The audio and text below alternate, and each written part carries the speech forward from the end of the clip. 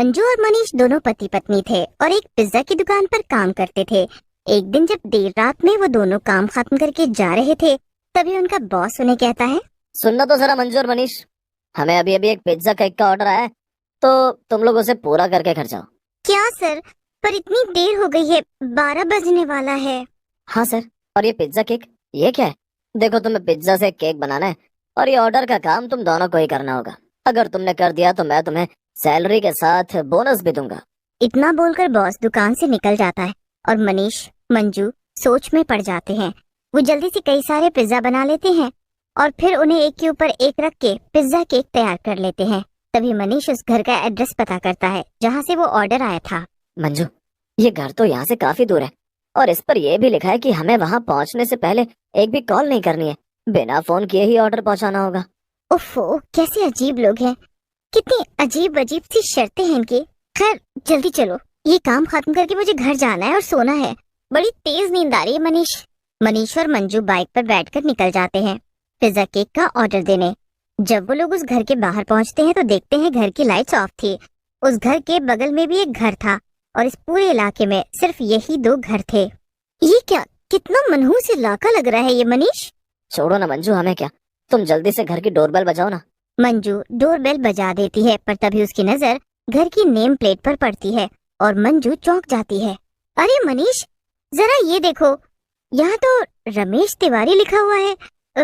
ये तो हमारे बॉस का नाम है ना शायद। अरे हाँ मंजू, सही कहा तुमने।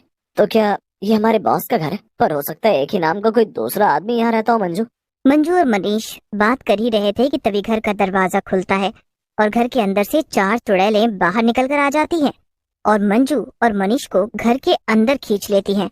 इसके बाद वो चारों घर के दरवाजे को अंदर से कई ताले लगाकर लॉक कर देती हैं और एक चुड़ैल तो मंजू और मनीष को रस्सियों से बांध भी देती है। ये क्या कर रहे हो? ये सब क्या चल रहा है? छोड़ दो हमें, जाने दो प्लीज। एक चुड़ैल जो कि सबसे ज्यादा तैयार थी और जिसने काफी सारे गहने भी पहन रखे थे, वो मनीष और मंजू की बातें सुनकर हंसने लगती है और उनसे कहती है, ये मेरा घर है और यहाँ पर मेरी यानी हम सब चुड़ैलों की किट्टी पार्टी चल रही है। वो पिज्जा केक तो बस एक बहाना था, हमें तो बस पार्टी के लिए इंसानों को खाना था। क्या, ये सब कैसे हो सकता है? यही तो हुआ है पागल औरत। अरे अरे, अब इससे बात करके वक्त क्यों बर्बाद कर रहे हो तुम लोग? हम वापस से अपनी किट्टी पार्टी शुरू करते हैं। इन दोनों को हम डिनर में खाएंगे थोड़ी देर बाद, वो भी इन्हें डीप फ्राई करके इनके भजिए बनाकर।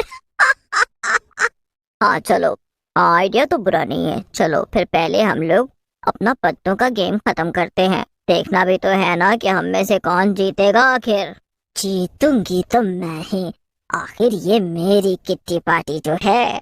और देखा तुम लोगों ने, मेरे पति ने हमारे डिनर का कितना अच्छा इंतजाम किया है। मजा ही आ गया। हाँ हाँ, मानना पड़ेगा। इतना बोलकर चारों चुड़ैलें मंजू और मनीष को वहीं बंधा हुआ छोड़कर वापस रखी टेबल पर पत्ते खेलने लगती हैं। मंजू, अब हम क्या करें, कैसे बचाएं खुद को? पता नहीं मनीष, पर हमारे पास काफी कम समय बचा है। कुछ ही देर में ये चारों चुड़ैलें हमें डीप फ्राई करके खाने वाली हैं। मंजू, वैसे क्या तुम्हें याद है उस पहली चुड़ैल ने क्या बोला? क्या? अरे वो बाकी चुड़ैलों से कह रही थी ना कि उसकी इस किटी पार्टी के लिए खाने का इंतजाम, यानी कि हमारा इंतजाम उसके पति ने किया है। मंजू, हमें दुकान में बॉस ने ही ये ऑर्डर देकर आने को कहा था, और तो और इस घर के बाहर नेम प्लेट भी बॉस के नाम का लिखा था। कुछ समझी? हाँ हाँ हाँ मनीष, यानी कि उस चुड़ैल का पति हमारा बॉस है, यानी कि हमारे बॉस की बीवी एक चुड़ैल है। हाँ मंजू, याद है हमारी दुकान में काम करने वाले कई लोग गायब हो चुके थे। हरी बता रहा था ना कि वो लोग अचानक से किसी से बिना कुछ कहे काम छोड़कर गायब हो जाते और बॉस सबसे कह देता है कि उन्होंने काम छोड़कर कहीं और नौकरी कर ली। यानी कि ये दुकान में काम करने वाले कई लोगों को उस बॉस ने अपना शिकार बनाया है। पर अब हम करें तो क्या करें मनीष? और क्या इसका मतलब हमारा बॉस भी भूत है? नहीं, मुझे नहीं लगता। फिलहाल इस पूरे इलाके में सिर्फ 2 ही घर थे। इस घर में ये चुड़ैलें अपनी किट्टी पार्टी कर रही हैं और बगल में एक और घर भी है। मुझे लगता है बॉस वही होगा। अगर तुम किसी तरह इन चारों का ध्यान भटका दो तो मैं बगल वाले घर में जाकर बॉस को पकड़ लूंगा और कुछ। ठीक है मनीष, पर वापस जरूर आना। मुझे यहाँ छोड़कर भाग मत जाना तुम। मनीष मंजू की रस्सी खोल देता है। मंजू जाकर चुड़ैलों के सामने खड़ी हो जाती है और उनसे कहती है, भला ये भी कोई किट्टी पार्टी है? अरे तुम लोगों को देखकर तो लग रहा है कि तुम लोग पहली बार किट्टी पार्टी कर रही हो। अरे तुम्हें किसने खोला और तुम्हें कैसे पता कि ये मेरी की हुई पहली किट्टी पार्टी है? अरे सब कुछ कितना फीका फीका सा है। हाँ हाँ, जब हम तुम्हारे भजिए बनाएंगे ना तब तो सारा फीकापन चला जाएगा ना। नहीं नहीं, मेरा मतलब था कि तुम लोग चिट्स वाले गेम नहीं खेल रहे। सारी किट्टी पार्टियां चिट्स वाले गेम के बिना अधूरी होती हैं।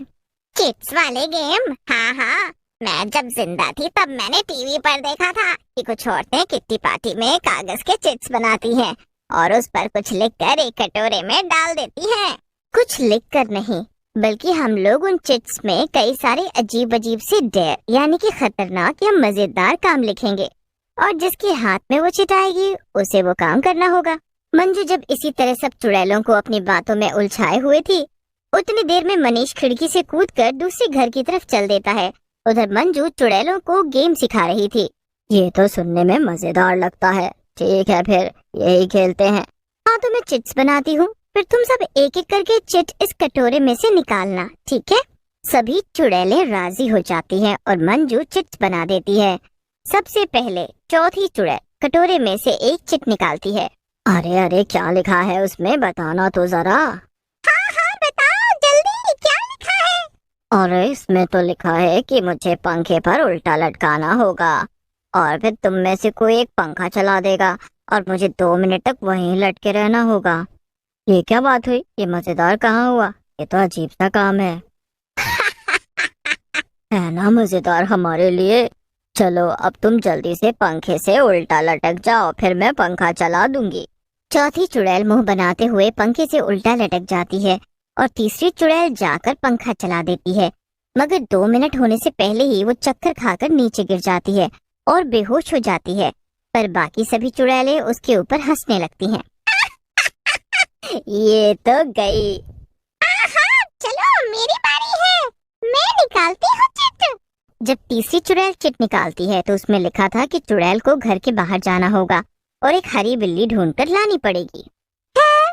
भला ये क्या काम हुआ? हरी बिल्ली भी होती है क्या? हाँ लिखा है तो होती ही होगी। अब अगर तुम्हें ये काम मिला है तो करना तो पड़ेगा ही। जाओ जाओ जल्दी जाओ और हरी बिल्ली ढूंढ कर लाओ, समझी? हाँ हाँ जाओ, और अब हमें आगे खेलने दो। इतना कहकर दूसरी चुड़ैल चिट निकालने लगती है और तीसरी चुड़ैल घर के बाहर चली जाती है। मंजू मन ही मन सोचती है, तो गई, बस अब इन दोनों से पीछा छुड़ाना है। पता नहीं ये मनीष कहाँ रह गया, काश ये जल्दी आ जाए। अरे अरे ये क्या? अरे तू अपने काले दांत फाड़ फाड़ के क्या हंस रही है? जल्दी बताना क्या लिखा है चिट में? इसमें लिखा है कि मुझे तुझे 100 थप्पड़ मारने हैं। मजा आ गया। क्या? ये क्या मजाक है? नहीं, ऐसा कुछ नहीं होने वाला। ये मेरी किट्टी पार्टी है और यहाँ वैसा ही होगा जैसा मैं चाहूंगी। अरे नहीं, तूने ही तो कहा था कि सबको गेम खेलना ही पड़ेगा। ये तो चीटिंग हुई ना, मैं तुझे थप्पड़ मार कर रहूंगी। इतना बोलकर दूसरी चुड़ैल पहली चुड़ैल की तरफ बढ़ती है और दोनों की लड़ाई हो जाती है। दोनों को लड़ता हुआ देखकर मंजू खिड़की से कूदकर भागने की कोशिश करती है, पर तभी पहली चुड़ैल को बहुत गुस्सा आ जाता है और वो जादू से दूसरी चुड़ैल को खत्म कर देती है। बढ़िया आई थी मेरी ही किट्टी पार्टी में मुझे थप्पड़ मारने वाली। और तू कहाँ भाग रही है, इंसान की बच्ची? मंजू ये सुनकर बहुत डर जाती है और तभी वहाँ पर मनीष आ जाता है और मंजू को खिड़की से बाहर खींच लेता है। इसके बाद वो घर में आग लगा देता है। अरे अरे अरे कोई तो बचाओ, अरे अरे मैं जल रही हूँ, कोई तो बचाओ मुझे, अरे बताओ, मैं जल रही हूँ, बचाओ। ये सब क्या हो रहा है मनीष? पर मनीष कुछ कहता इससे पहले ही मनीष और मंजू का बॉस पीछे से दौड़ते हुए आता है और घर के अंदर खिड़की से कूद जाता है। बॉस और चुड़ैल दोनों ही अंदर आग में खत्म हो जाते हैं। मंजू मैं बताता हूँ, ये दोनों घर बॉस के ही थे। इस घर में पहले बॉस अपनी पत्नी के साथ रहते थे, पर एक दिन इसी घर में बॉस की पत्नी की मौत हो गई, जिसके बाद वो चुड़ैल बन गई उसे इस घर से बहुत प्यार था, इसीलिए उसकी जान भी इसी घर में बसी थी। और अब जब मैंने चुड़ैल से पीछा छुड़ाने के लिए ये आग लगा दी घर पर, तो वो भी अंदर कूद गया।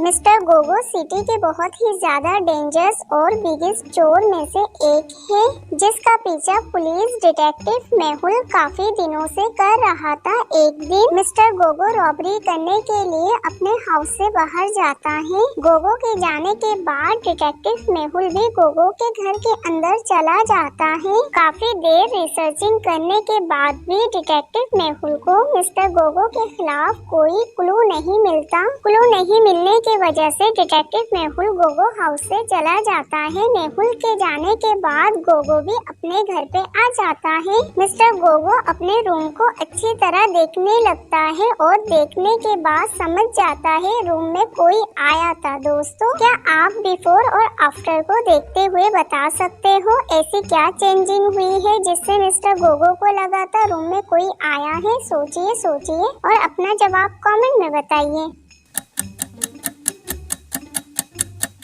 बिफोर और आफ्टर में बेडशीट की चेंजिंग हुई है, इसलिए मिस्टर गोगो समझ जाता है उसके गैर मौजूदगी में उसके रूम में कोई आया था। दोस्तों, क्या आपने भी इस क्लू को पहचान लिया था?